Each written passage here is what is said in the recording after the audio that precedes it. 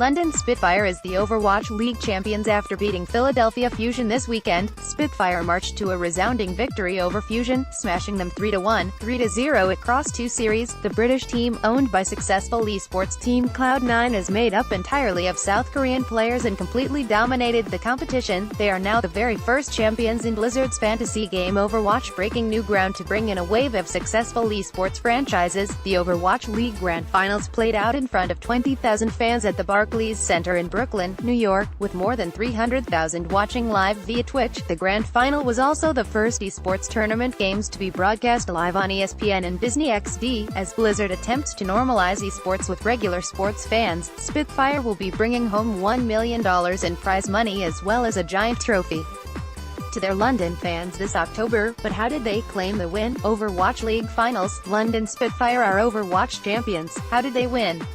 Image, Owen Goff. The Overwatch League has been a long and arduous journey for these young teams. Starting 20 weeks ago during the league pre-season, a series of games Philadelphia Fusion did not participate in, competing against 12 other teams. Spitfire and Fusion battled through weekly games to place first in their respective divisions, Atlantic and Pacific, to reach the Grand Finals in New York. Fusion entered the finals as the plucky underdogs, but soon took an early lead by winning the first map on the Mexican Dorado map. Blasting through the early stages of the map, Fusion held Spitfire on the last checkpoint to claim a quick victory to settle the nerves.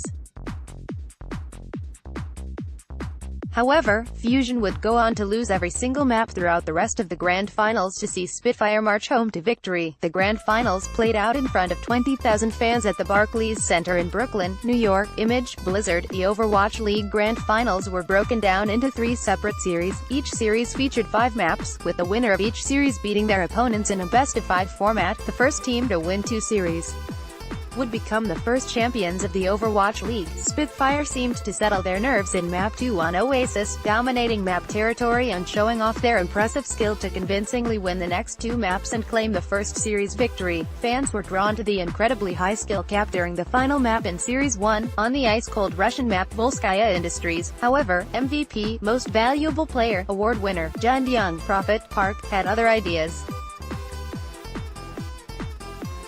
Image, Blizzard. The clock was ticking and Fusion only needed to hold out for 30 more seconds to claim victory and take Spitfire to a tiebreaker map 5. However, MVP, Most Valuable Player, award winner, Jun Young, Prophet Park, had other ideas. Famous for his incredible reflex and skill on DPS, damage per second, heroes, Prophet single-handedly tore Fusion to pieces to claim victory, picking up the slippery Tracer, a British-born character who is capable of rewinding time and quickly slipping between enemy lines using her fast movement abilities. Prophet worked his way through Fusion, killing his enemies one by one until his team won the map. The skill on show was made all the more impressive when it was revealed by the Overwatch League casters that Prophet had only practiced on Tracer for 10 minutes across his last 5 matches. Spitfire marched to a resounding victory over Fusion, smashing them 3-1, 3-0 across 2 series.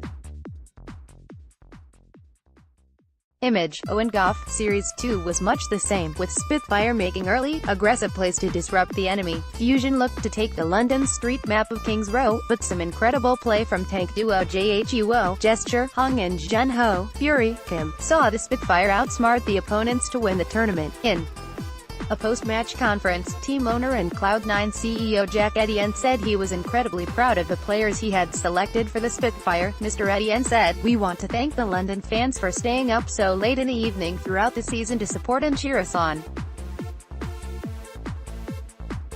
We have plans to come and see you guys sometime in October and we can't wait to meet you all."